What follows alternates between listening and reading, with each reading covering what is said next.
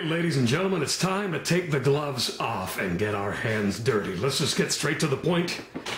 Look what I got my hands on. Now, hey, I'm not the professional reviewers, unboxers on YouTube. I'm not one of those guys. I like sharing knowledge with you guys and giving you the latest that I can.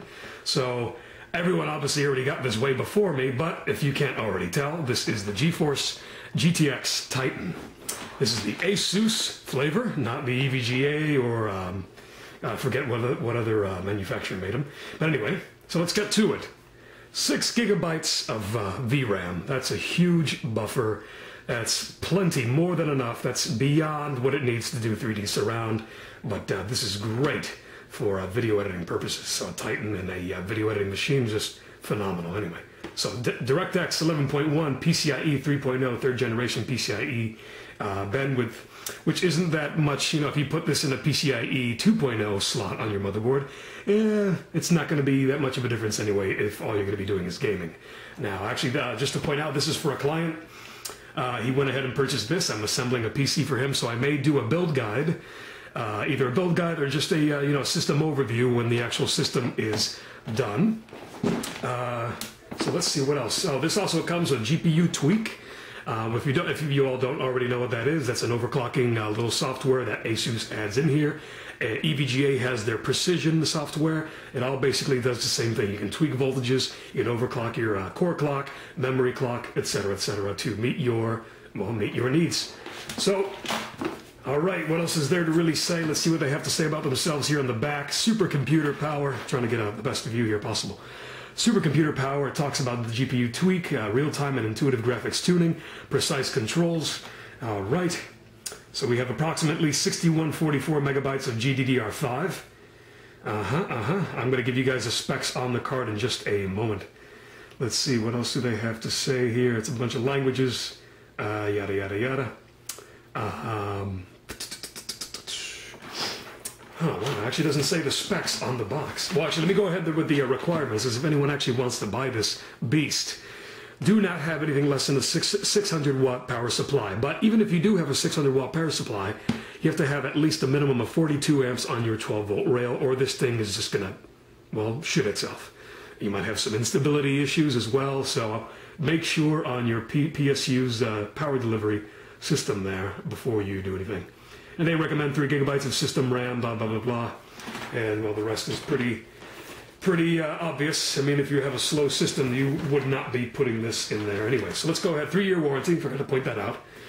It'd be nice if they put a 5-year on this. I mean, it's a Titan after all, right? Come on.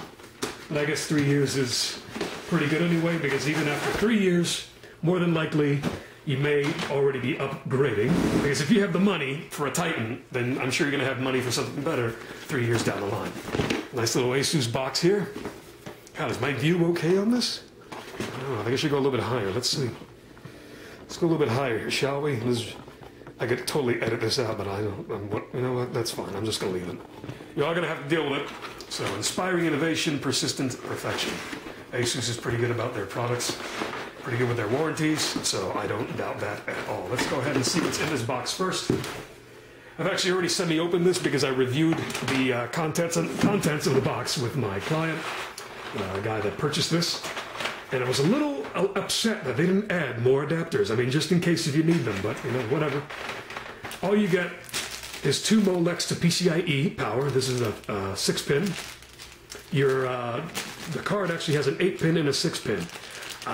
They're probably assuming that you already have an extra 8-pin on your power supply, which you should have if you're using this kind of a card anyway, for that power delivery. But they are giving you the 6-pin here as well. DVI to VGA, which if you're using a VGA with this card, dude, you're doing it wrong. I mean, you can use it to test and post everything and then switch over to a DVI monitor or HDMI monitor if you want, but don't be using a VGA monitor. You're going to be losing so much color depth, clarity, and yeah. So you got your GPU tweak and drivers here. Just get the latest off the Asus website. Do not use this. And you got a little booklet here on speed setup, blah, blah, blah. I'm sure it talks about installation. Feels like it talks about all the connectors here if you guys don't know. These are pretty simple to learn and follow. That is pretty much it. And that is actually all there is in the box except for the card, which we will look at right now. I'm going to do some nice sexy close-ups of this. And let's pray to God. Cross your fingers as you watch this, everyone, that I do not drop this. This is a $1,000 graphics card. If I drop it, I'm in deep shit. Oh, this thing is a beast. Ooh. Look at this, ladies and gentlemen. Look at that. Oh, man, this light over here is ruining the shot. There we go. There's a cooling unit, blower fan, blower style. The whole shroud is metal. This is not plastic. I think this part, is this plastic?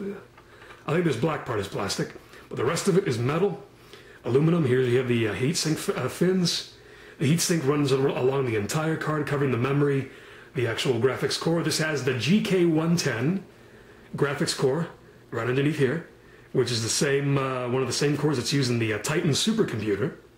So you want to keep that in mind. You have something really balls to the walls in your system if you buy this. So have your SLI fingers here. You can do up to quad SLI with 4 of these, but why you would want to do that unless you're Bitcoin mining, maybe if you get 4 Titans and Bitcoin mine, you'll probably actually find some Bitcoins.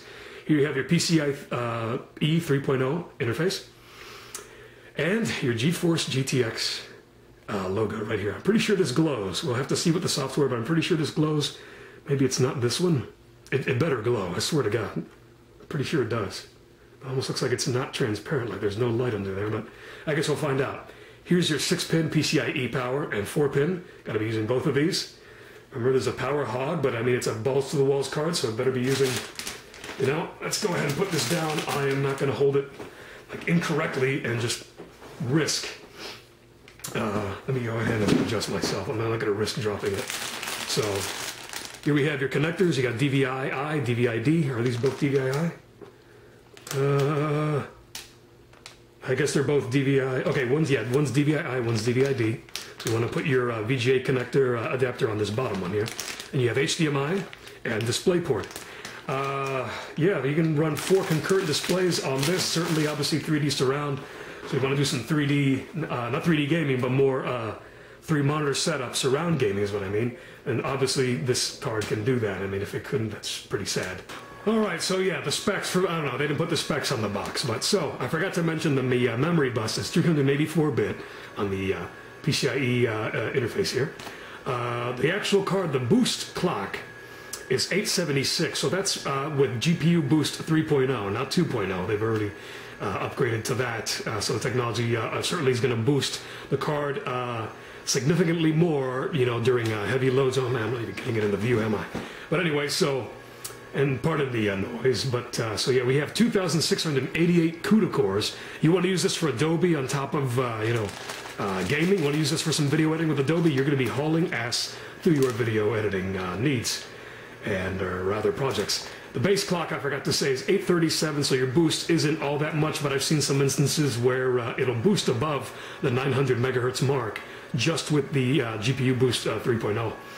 But obviously, GPU tweak, you can go ahead and tweak that some more, up the core clock. The memory clock is 1500 megahertz, but 6000 effectively on the GDDR5. And yeah, that's the power consumption. For those that want to know, it's up to about 300 watts. So yeah, when you put this thing under load, it's going to be sucking quite a bit of juice. But you know, if you're spending this kind of money for this graphics card, then I don't think you're going to care about your power bill that much. But yeah, guys, that's pretty much it. As far as the dimensions go, if you want to know if this is going to fit in your case, you know, as long as you have a fairly big case, lengthwise at least, it's about 10 inches. No, this is about, yeah, 10 inches by 4, and then by 1.5 thick. So yeah, about 10.5, almost 11 inches length, then 4 inches wide, almost 5 inches wide, and 1.5 inches thick. So just keep that in mind for your case so you don't have any issues.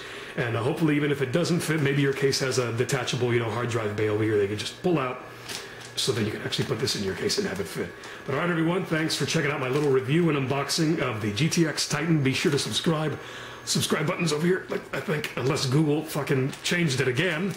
Because as far as I know, today's supposed to be the day that everyone gets the new layout, even though we didn't have a say in it. So yeah, thanks Google for that. Subscribe and like the video. See you guys next time. Thanks for watching.